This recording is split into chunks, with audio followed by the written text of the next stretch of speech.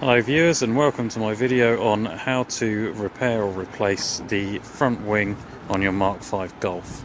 This particular model is a GTI 2006. This video should apply to any of the Mark 5s. I'll be replacing the front left wing. As you can see, this one's got a bit of a nasty dent.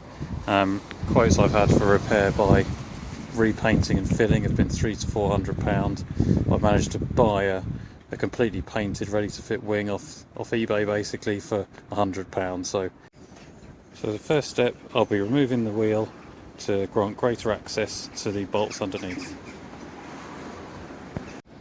And now that the wheel's removed, we can get a much clearer look at the sort of fastenings that are holding the wing on. From the top, you've got a series of bolts at the top of the wing, just bolting it into the side of the chassis.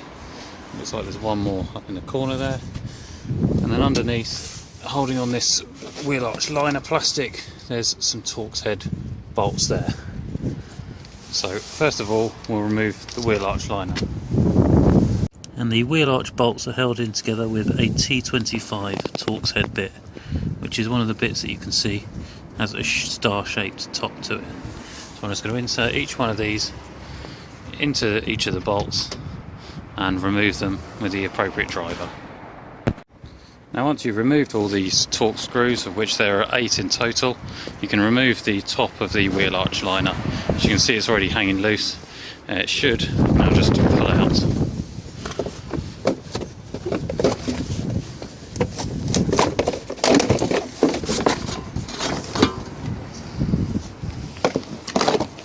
One wheel arch liner. Now you have much better access to the underside of the suspension turret. Okay, the next stage is to use a 10mm socket to remove the bolts that hold the wing onto the main chassis of the car. I've already started with this. As you can see, I removed one here, here and here, and now on the top one here. Now that that's done, there's a couple of bolts on the inside. Again, 10mm here and here. Then there's a couple lower down here and here. And after all those are removed, the wing should start to be quite loose. As you can see, it starts to pull away, but it's still anchored to the bumper underneath here. So that's what we'll look at removing next. Okay, so to get access to the bolts that we need that are underneath here, we're going to have to remove at least part of the front bumper. So the first step of that is to remove the front grille. Our front grille is 4 bolts. There's one here, and then there's 2 more underneath the front number plate in the grille there. These again are T20 bolts. So I'll just remove those now. And after that, just loosen off these 2 little clips by hand, and then it should just pull out, and you have the front grille removed. Now that the grille's off, we'll remove these 2 bolts, which are both a T30, and after removing those 2, the bumper should start to loosen.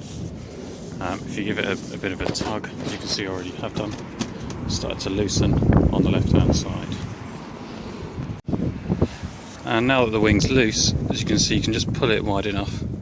See the last 2 bolts on the inside there, which hopefully I can just get a 10mm normal spanner to and remove without having to remove the whole bumper.